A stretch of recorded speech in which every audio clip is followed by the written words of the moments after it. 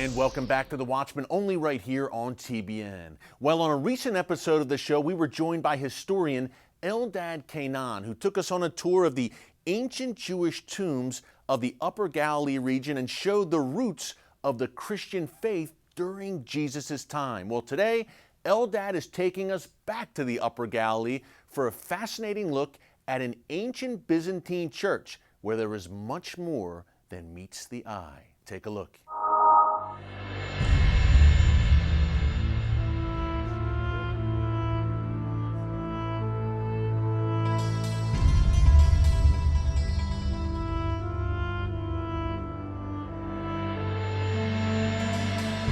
We are in Mailia, which is a Christian town, modern Christian town.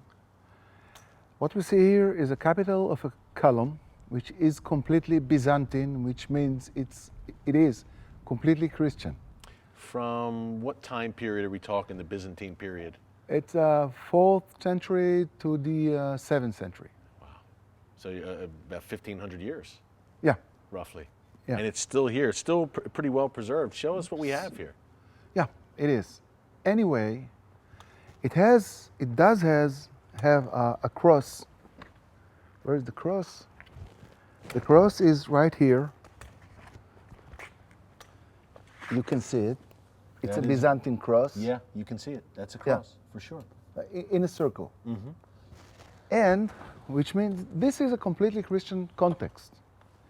Yet this column, this capital, has also a 7 branches menorah here in a complete Christian context.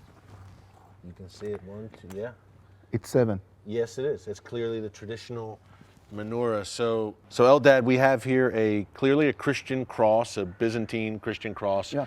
We have the 7-branch menorah, which most people obviously think of as a Jewish symbol. Why would the cross and the menorah be on the same object?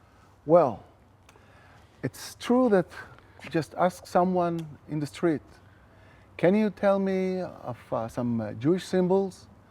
Most of the people will tell you, yes, Star of David, mm-hmm. and the 7 branches menorah, yes. which are considered distinct Jewish symbols.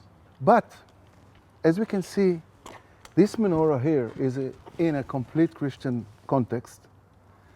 The question is, what is the interpretation? I mean, what is the Jewish interpretation of 7 branches menorah comparing to the Christian interpretation of the same menorah? Exactly, Eldad. Why would Christians, Byzantine Christians, here in the Upper Galilee about 1,500 years ago, why would they put a menorah in one of their places of worship? The New Testament is very clear. The Gospels are very clear. First, Jesus says, I am the light. And when he speaks to his disciples, he tells them, you are like candelabra, you have to spread the light to the world. The light of the world, for sure. Yeah. And this is the Christian interpretation. I don't see any other. And so the outline of this find here, which is just in the street, you can bump in it and even get injured. Eldad, I was going to say, this is kind of a hidden gem here. I mean, this is from the Byzantine period, 1,500 years old at least. Like this one. Yeah, absolutely. Great historical significance. And it's just in the middle of this quiet neighborhood here in the Upper Galilee. Yeah, but you're making church. Yeah, next to a church. The classical tours in Israel are important. Yes. No doubt. Jerusalem, Galilee, Bethlehem, etc., yes. Of course. Nazareth. Of course. Yet, we have much more than this. Yes. And what we have more than this is what you will never see on the tourism maps. Mm-hmm. You can't sit back home and watch TV and see this unless we bring it to you. Yes. Or you come here. Yeah. Exactly to these places. And the Golan Heights and other places in the Galilee in which you can see so many finds. No need to excavate, no need to dig. Yeah. It's highly accessible.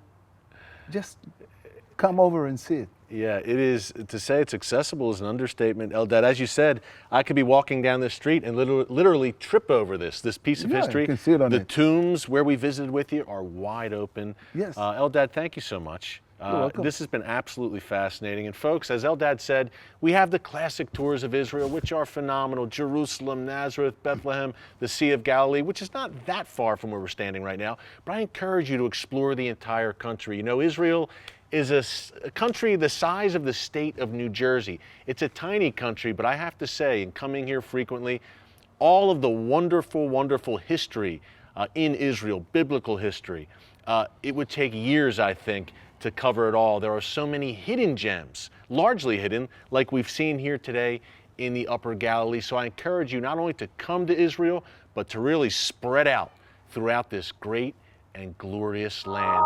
Fascinating stuff there in the Upper Galilee region.